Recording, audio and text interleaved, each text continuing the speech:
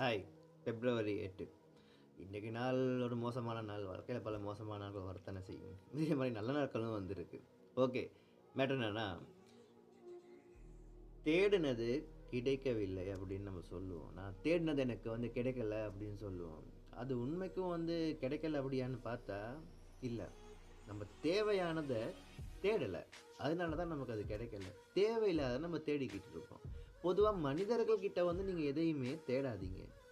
அவன்கிட்ட நம்ம தேடுறதும் கிடைக்காது. நம்ம எதிர்பார்க்கிறதும் நடக்காது. அது ஒரு வித்தியாசமான மிருகம் மனிதன் அப்படிங்கிறது.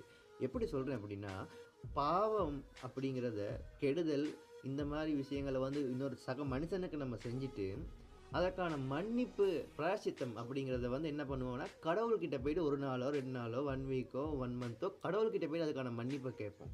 இது எந்த வகையான ஒரு கான்செப்ட் அப்படிங்கிறது எனக்கு புரியல. எனக்கு புரியல அப்படிங்கிறத விட இது புடிக்கவும் இல்ல. இது இது இது எப்படி சரியாகும்?